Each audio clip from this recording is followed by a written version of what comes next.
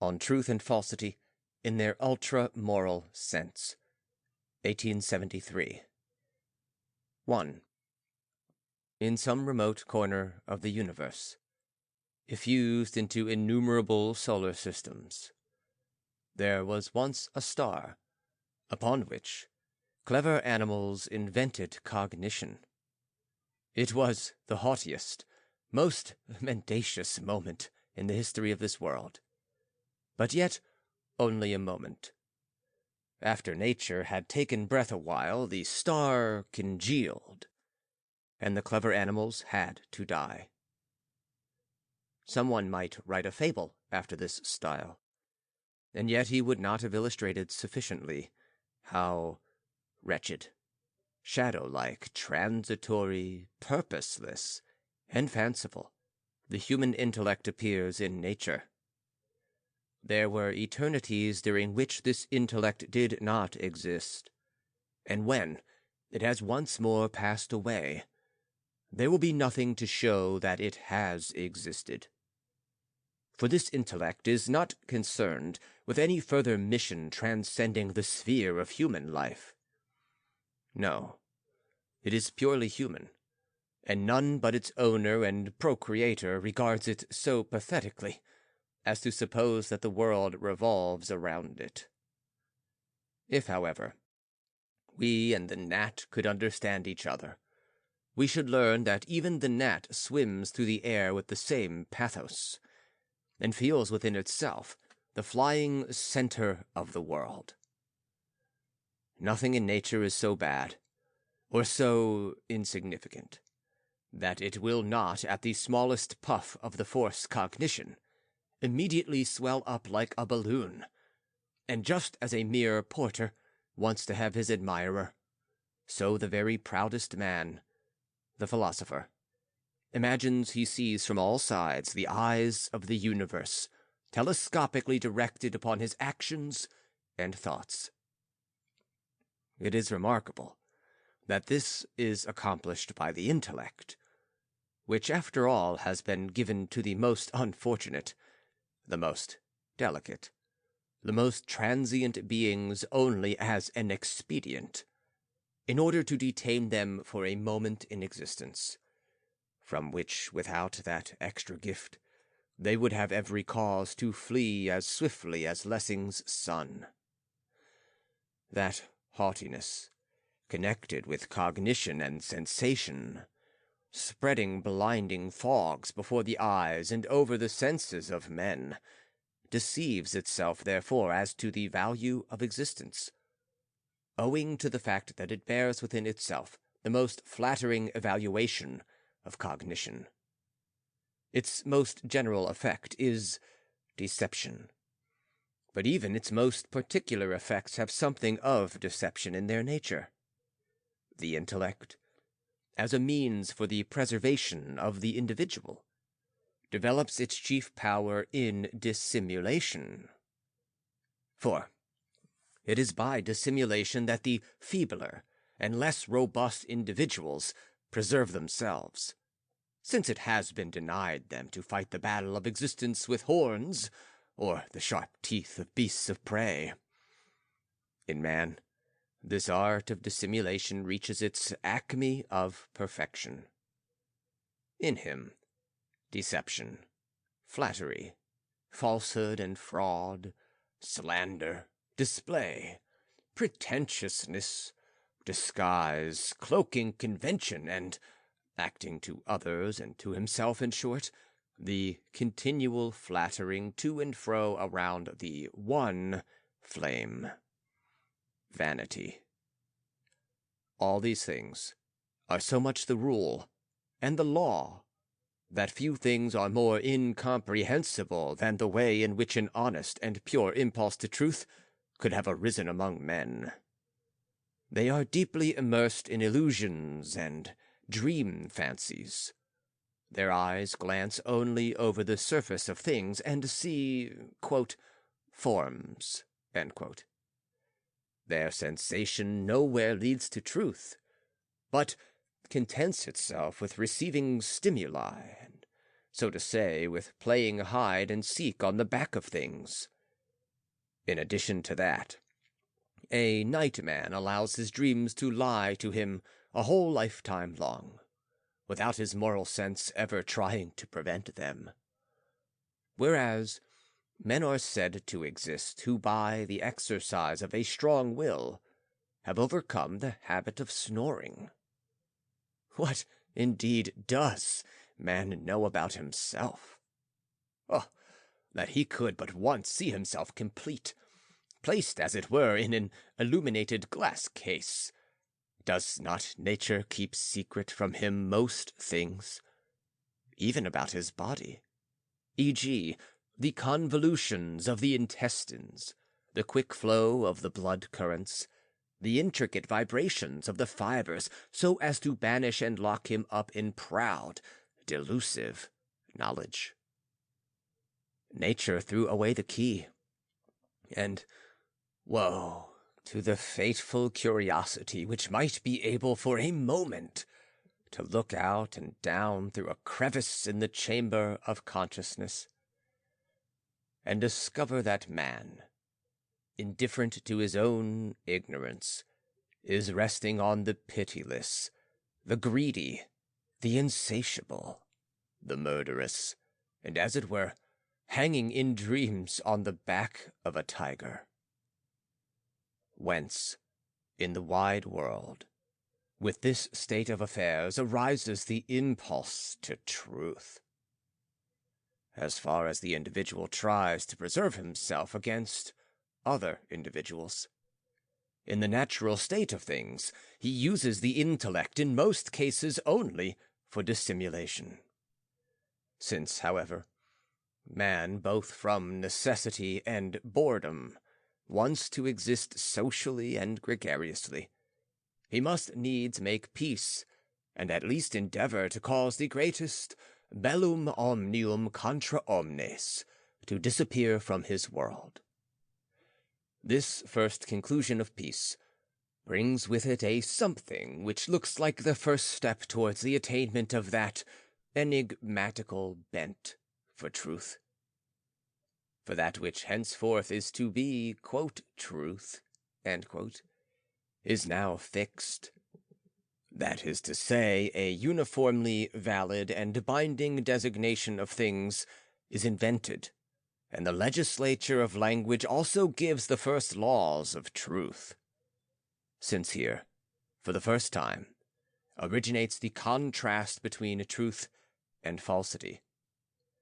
The liar uses the valid designations, the words, in order to make the unreal appear as real. E.g., he says, quote, "I am rich," end quote, whereas the right designation for his state would be, quote, "poor," end quote. He abuses the fixed conventions by convenient substitution or even inversion of terms. If he does this in a selfish and moreover harmful fashion, society will no longer trust him, but will even exclude him. In this way, men avoid not so much being defrauded, but being injured by fraud. At bottom, at this juncture too, they hate not deception, but the evil, hostile consequences of certain species of deception. And it is in a similarly limited sense only that man desires truth. He covets the agreeable, life-preserving consequences of truth. He is indifferent towards pure, ineffective knowledge. He is even inimical toward truths which possibly might prove harmful or destroying. And, moreover, what, after all, are those conventions of language? Are they possibly products of knowledge, of the love of truth? Do the designations and the things coincide? Is language the adequate expression of all realities? Only by means of forgetfulness can man ever arrive at imagining that he possesses, quote, truth, end quote, in that degree just indicated. If he does not mean to content himself with truth in the shape of tautology, that is, with empty husks, he will always obtain illusions instead of truth. What is a word? The expression of a nerve stimulus in sounds. But to infer a case outside us from the nerve stimulus is already the result of a wrong and unjustifiable application of the proposition of causality. How should we dare? If truth with the genesis of language, if the point of view of certainty with the designations had alone been decisive, how indeed should we dare to say, the stone is hard, as if, quote, hard, end quote, was known to us otherwise, and not merely as an entirely subjective stimulus. We divide things according to genders. We designate the tree as masculine, the plant as feminine. What arbitrary metaphors! How far flown beyond the canon of certainty! We speak of a, quote, serpent, end quote. The designation fits nothing but the sinuosity, and could therefore also appertain to the worm. What arbitrary demarcations! What one-sided preferences given sometimes to this, sometimes to that quality of a thing! The different languages, placed side by side, show that with words truth or adequate expression matters little. For otherwise there would be not so many languages. The, quote, thing in itself, end quote, it is just this which would be the pure ineffective truth, is also quite incomprehensible to the creator of language, and not worth making any great endeavor to obtain. He designates only the relation of things to men, and for their expression he calls to his help the most daring metaphors. A nerve stimulus, first transformed into a percept. First metaphor. The percept again copied into a sound. Second metaphor. And each time he leaps completely out of one sphere right into the midst of an entirely different one. One can imagine a man who is quite deaf, and has never had a sensation of tone and of music. Just as this man will possibly marvel at Chladni's sound figures in the sand, will discover their cause in the vibrations of the string, and will then proclaim that now he knows what man calls, quote, tone, end quote. Even so, does it happen to us all with language.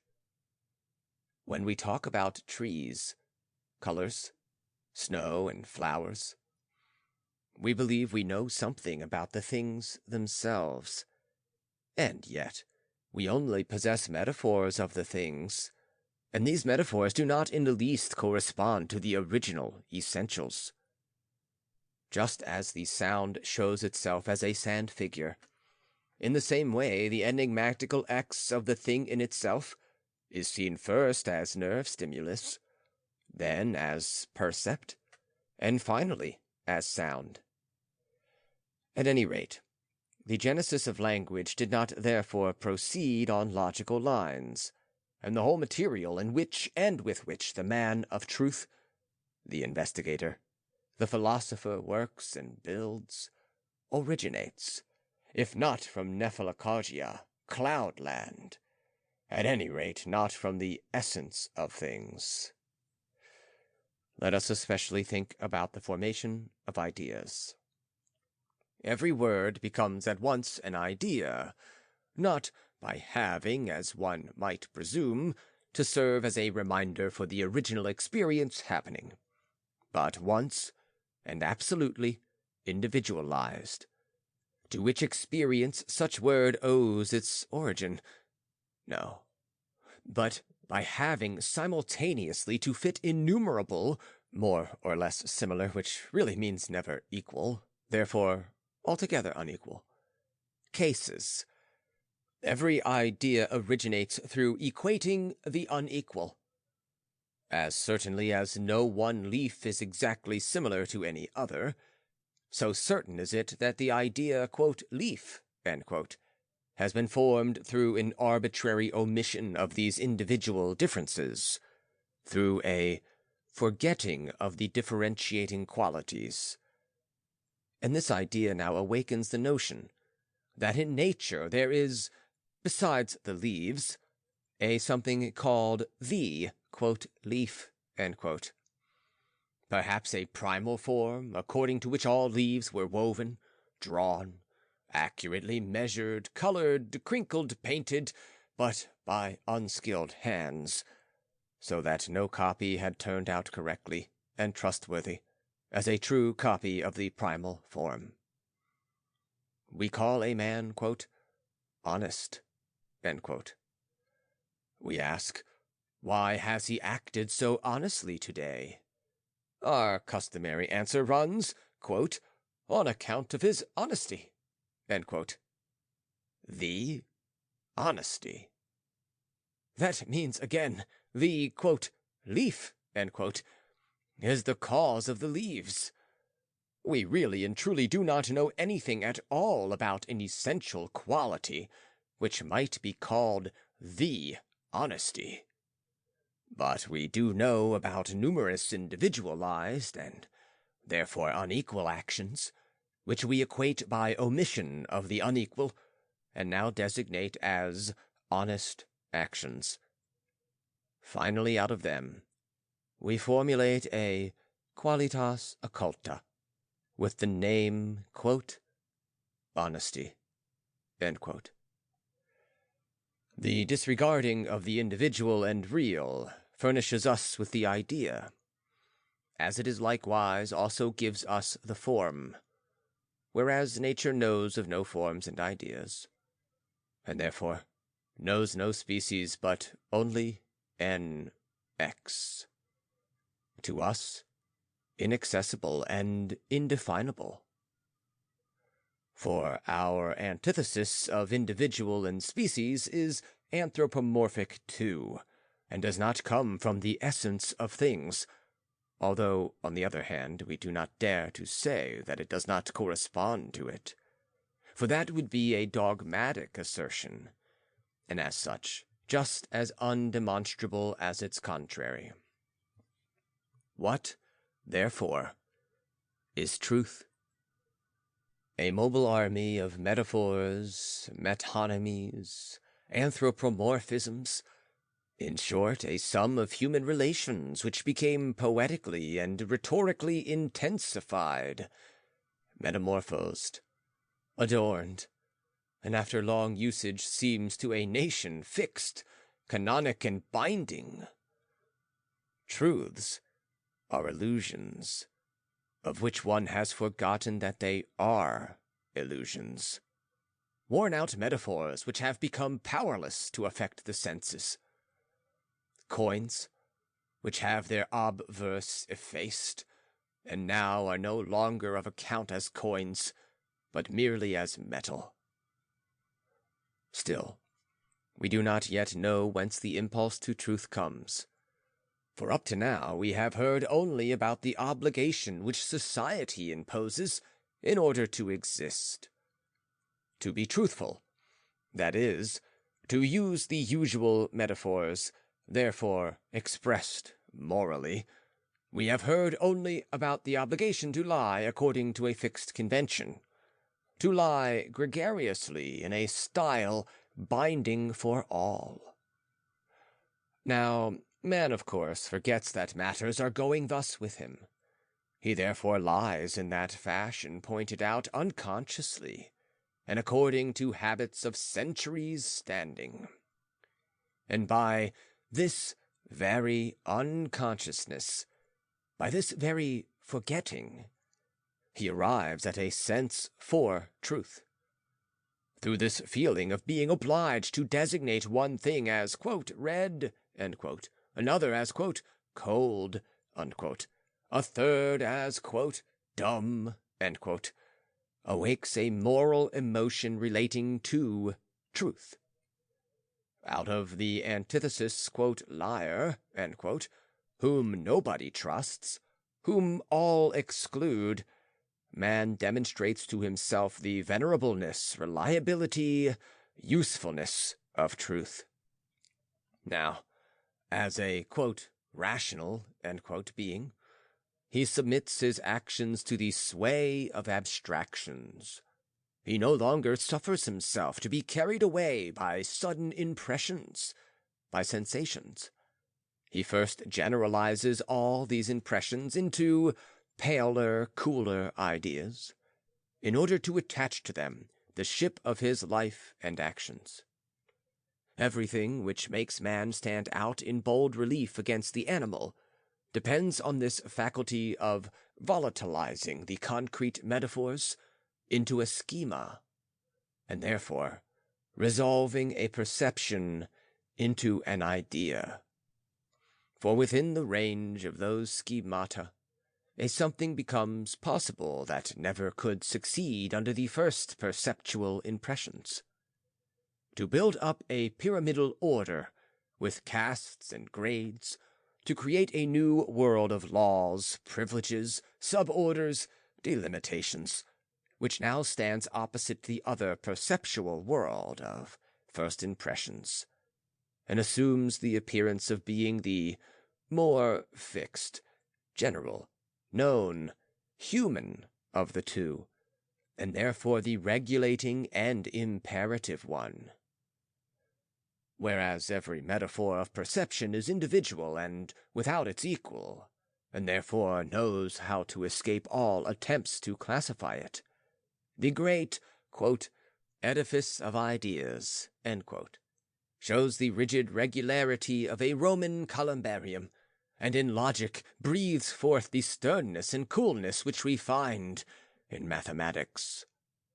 He who has been breathed upon by this coolness will scarcely believe that the idea, too, bony and hexahedral, and permutable as a die, remains, however, only as the residuum of a metaphor, and that the illusion of the artistic metamorphosis of a nerve stimulus into percepts is, if not the mother, then the grandmother of the idea. Now, in this game of dice, quote, truth, end quote, means to use every die as it is designated, to count its points carefully, to form exact classifications, and never to violate the order of castes and the sequences of rank. Just as the Romans and Etruscans for their benefit cut up the sky by means of strong mathematical lines, and band a god, as it were, into a templum, into a space limited in this fashion, so every nation has above its head such a sky of ideas, divided up mathematically, and it understands the demand for truth to mean that every conceptual god is to be looked for only in his own sphere. One may here well admire man, who succeeded in piling up an infinitely complex dome of ideas on a movable foundation and, as it were, on running water, as a powerful genius of architecture. Of course, in order to obtain hold on such a foundation, it must be as an edifice piled up out of cobwebs, so fragile as to be carried away by the waves, so firm as not to be blown asunder by every wind. In this way, man as an architectural genius rises high above the bee. She builds with wax, which she brings together out of nature, he with the much more delicate material of ideas, which he must first manufacture within himself. He is very much to be admired here, but not on account of his impulse for truth, his bent for pure cognition of things. If somebody hides a thing behind a bush, seeks it again and finds it in the selfsame place, then there is not much to boast of respecting this seeking and finding. Thus, however, matters stand with the seeking and finding of, quote, truth, end quote, within the realm of reason. If I make the definition of the mammal and then declare after inspecting a camel, quote, behold a mammal, end quote, then no doubt a truth is brought to light thereby, but it is of very limited value. I mean, it is anthropomorphic through and through, and does not contain one single point which is, quote, true in itself, end quote, real and universally valid, apart from man. The seeker after such truths seeks at the bottom only the metamorphosis of the world in man. He strives for an understanding of the world as a human-like thing, and by his battling gains at best the feeling of an assimilation. Similarly, as the astrologer contemplated the stars in the service of man, and in connection with their happiness and unhappiness, such a seeker contemplates the whole world as related to man, as the infinitely protracted echo of an original sound, man, as the multiplied copy of the one archetype, man.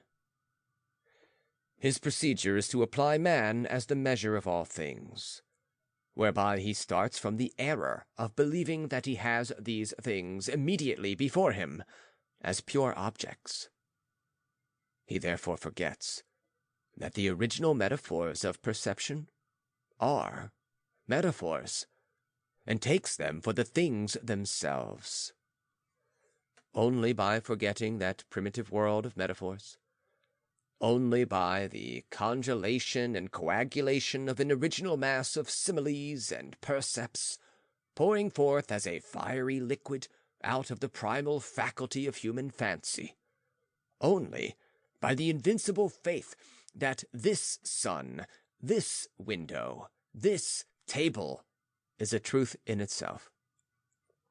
In short, only by the fact that man forgets himself as subject, and what is more, as an artistically creating subject. Only by all this does he live with some repose, safety, and consequence. If he were able to get out of the prison walls of this faith, even for an instant only, his, quote, self-consciousness, end quote, would be destroyed at once. Already it costs him some trouble to admit to himself that the insect and the bird perceive a world different from his own, and that the question, which of the two world perceptions is more accurate, is quite a senseless one, since to decide this question it would be necessary to apply the standard of right perception, i.e., to apply a standard which does not exist. On the whole, it seems to me that the, quote, right perception, end quote, which would mean the adequate expression of an object in the subject, is a non-entity full of contradictions. For between two utterly different spheres, as between subject and object, there is no causality, no accuracy, no expression, but at the utmost an aesthetical relation. I mean a suggestive metamorphosis, a stammering translation into quite a distinct foreign language, for which purpose, however, there is needed at any rate an intermediate sphere, an intermediate force, freely composing and freely inventing. The word, quote, phenomenon, end quote, contains many seductions, and on that account I avoid it as much as possible. For it is not true that the essence of things appears in the empiric world. A painter who had no hands and wanted to express the picture distinctly present to his mind by the agency of song would still reveal much more with this permutation of seers than the empiric world reveals about the essence of things. The very relation of a nerve stimulus to the produced percept is in itself no necessary one. But if the same percept has been reproduced millions of times, and has been the inheritance of many successive generations of man, and in the end appears each time to all mankind as the result of the same cause, then it attains finally for man the same importance as if it were the unique, necessary percept, and as if that relation between the original nerve stimulus and the percept produced were a close relation of causality, just as a dream eternally repeated would be perceived and judged as though real. But the congelation and coagulation of a metaphor does not at all guarantee the necessity and exclusive justification of that metaphor. Surely, every human being who is at home with such contemplations has felt a deep distrust against any idealism of that kind, as often as he has distinctly convinced himself of the eternal rigidity, omnipresence, and infallibility of nature's laws. He has arrived at the conclusion that as far as we can penetrate the heights of the telescopic and the depths of the microscopic world, everything is quite secure, complete, infinite, determined, and continuous. Science will have to dig in these shafts eternally and successfully, and all things found are sure to have to harmonize and not to contradict one another. How little does this resemble a product of fancy? For if it were one, it would necessarily betray somewhere its nature of appearance and unreality. Against this, it may be objected in the first place, that if each of us had for himself a different sensibility, if we ourselves were only able to perceive sometimes as a bird, sometimes as a worm, sometimes as a plant, or if one of us saw the same stimulus as red, another a blue, if a third person even perceived it as a tone, then nobody would talk of such an orderliness of nature, but would conceive of her only as an extremely subjective structure. Secondly, what is, for us in general, a law of nature? It is not known in itself, but only in its effects. That is to say, in its relations to other laws of nature, which again are known to us only as sums of relations. Therefore, all these relations refer only one to another, and are absolutely incomprehensible to us in their essence. Only that which we add, time, space, i.e., relations of sequence and numbers, are really known to us in them. Everything wonderful, however, that we marvel at in the laws of nature, everything that demands an explanation and might seduce us into distrusting idealism, lies really and solely in the mathematical rigor and inviolability of the conceptions of time and space.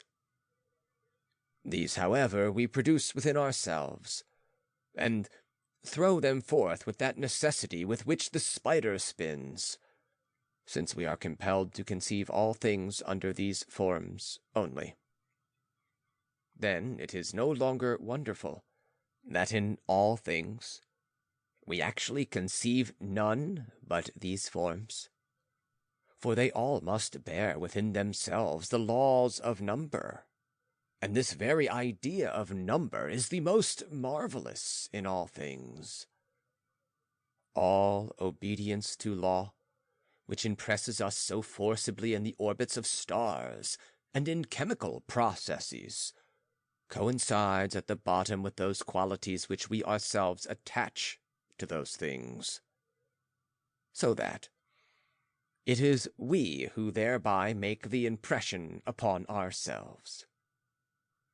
Whence it clearly follows that artistic formation of metaphors, with which every sensation in us begins, already presupposes those forms, and is therefore only consummated within them. Only out of the persistency of these primal forms, the possibility explains itself. How, afterwards, out of the metaphors themselves, a structure of ideas could again be compiled. For the latter is an imitation of the relations of time, space, and number in the realm of metaphors. 2. As we saw, it is language which has worked originally at the construction of ideas. In later times it is science.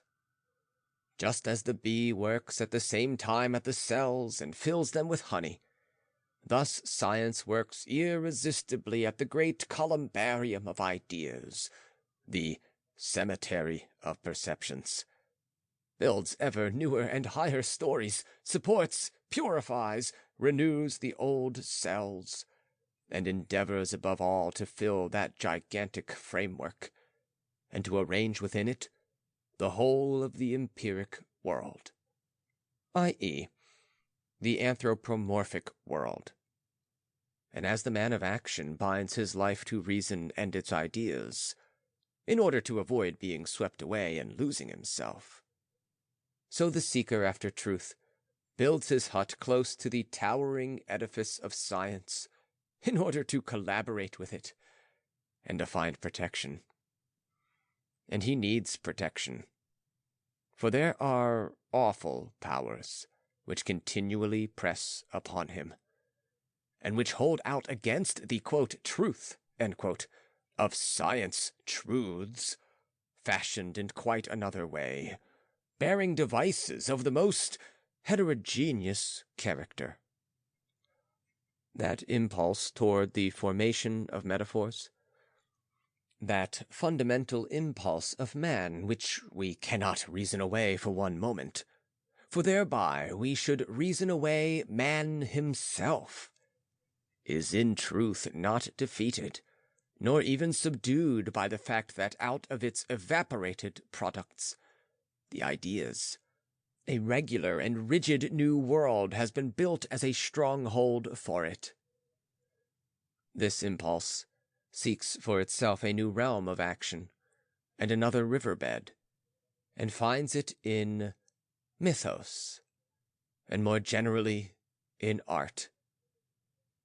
This impulse constantly confuses the rubrics and cells of the ideas by putting up new figures of speech, metaphors, metonymies.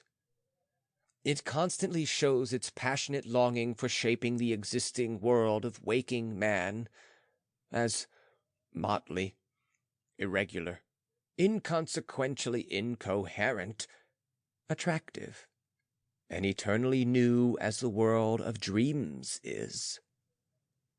For indeed, waking man per se is only clear about his being awake through the rigid and orderly woof of ideas, and it is for this very reason that he sometimes comes to believe that he was dreaming, when that woof of ideas has for a moment been torn by art. Pascal was quite right when he asserts that if the same dream came to us every night, we should be just as much occupied by it as by the things which we see every day. To quote his words, quote, "If an artisan were certain that he would dream every night for fully 12 hours, that he was a king, I believe that he would be just as happy as a king who dreams every night for 12 hours that he is an artisan." End quote. The wide-awake day of a people mystically excitable, let us say of the earlier Greeks, is in fact through the continually working wonder which the mythos presupposes, more akin to the dream than to the day of the thinker sobered by science. if every tree may at some time talk as a nymph, or a god under the disguise of a bull carry away virgins, if the goddess Athena herself be suddenly seen as with a beautiful team she drives, accompanied by Pisistratus, through the markets of Athens, and every honest Athenian did believe this, at any moment, as in a dream, everything is possible, and all nature swarms around man as if she were nothing but the masquerade of the gods, who found it a huge joke to deceive man by assuming all possible forms. Man himself, however, has an invincible tendency to let himself be deceived, and he is like one enchanted with happiness when the rhapsodist narrates to him epic romances in such a way that they appear real, or when the actor on the stage makes the king appear more kingly than reality shows him. Intellect, that master of dissimulation, is free and dismissed from his service as slave, so long as it is able to deceive without injuring, and then it celebrates its Saturnalia. Never is it richer, prouder, more luxuriant, more skillful and daring. With a creator's delight, it throws metaphors into confusion, shifts the boundary stones of the abstractions, so that for an instant it designates the stream as the mobile way which carries man to that place whither he would otherwise go. Now, it has thrown off its shoulders the emblem of servitude. Usually, with gloomy officiousness, it endeavors to point out the way to a poor individual, coveting existence, and it fares forth for plunder and booty, like a servant for his master. But now, it itself has become a master, and may wipe from its countenance the expression of indigence. Whatever it now does, compared with its former doings, bears within itself dissimulation, just as its former doings bore the character of distortion. It copies human life, but takes it for a good thing, and seems to rest quite satisfied with it. That enormous framework and hoarding of ideas, by clinging to which needy man saves himself through life, is to the freed intellect only a scaffolding and a toy for its most daring feats, and when it smashes it to pieces, throws it into confusion, and then puts it together ironically, pairing the strangest, separating the nearest items, then it manifests that it has no use for those makeshifts of misery, and that it is now no longer led by ideas, but by intuitions. From these intuitions, no regular road leads into the land of the spectral schemata, the abstractions. For them, the word is not made. When man sees them, he is dumb, or speaks in forbidden metaphors and in unheard-of combinations of ideas, in order to correspond creatively with the impression of the powerful present intuition, at least by destroying and jeering at the old barriers of ideas. There are ages when the rational and the intuitive man stand side by side, the one full of fear of the intuition, the other full of scorn for the abstraction. The latter just as irrational as the former is inartistic. Both desire to rule over life, the one by knowing how to meet the most important needs with foresight, prudence, regularity, the other as an, quote, overjoyous, end quote, hero, by ignoring those needs and taking that life only as real which simulates appearance and beauty. Wherever intuitive man, as for instance in the earlier history of Greece, brandishes his weapons more powerfully and victoriously than his opponent, There, under favorable conditions, a culture can develop and art can establish her rule over life. That dissembling, that denying of neediness, that splendor of metaphorical notions, and especially that directness of dissimulation accompany all utterance of such a life. Neither the house of man, nor his way of walking, nor his clothing, nor his earthen jug suggest that necessity invented them. It seems as if they all were intended as the expressions of a sublime happiness, an Olympic cloudlessness, and as it were, a playing at seriousness. Whereas the man guided by ideas and abstractions only wards off misfortune by means of them, without even enforcing for himself happiness out of the abstractions. Whereas he strives after the greatest possible freedom from pains. The intuitive man, dwelling in the midst of culture, has from his intuitions a harvest. Besides the warding off of evil, he attains a continuous inpouring of enlightenment, enlivenment, and redemption. Of course, when he does suffer, he suffers more, and he even suffers more frequently, since he cannot learn from experience, but again and again falls into the same ditch into which he has fallen before. In suffering, he is just as irrational as in happiness. He cries aloud and finds no consolation. How different matters are in the same misfortune with the Stoic, taught by experience and ruling himself by ideas. He who otherwise only looks for uprightness, truth, freedom from deceptions, and shelter from ensnaring and sudden attack, in his misfortune performs the masterpiece of dissimulation, just as the other did in his happiness. He shows no twitching, mobile human face, but as it were, a mask, with dignified, harmonious features. He does not cry out, and does not even alter his voice. When a heavy thundercloud bursts upon him, he wraps himself up in his cloak, and with slow and measured step walks away from beneath it.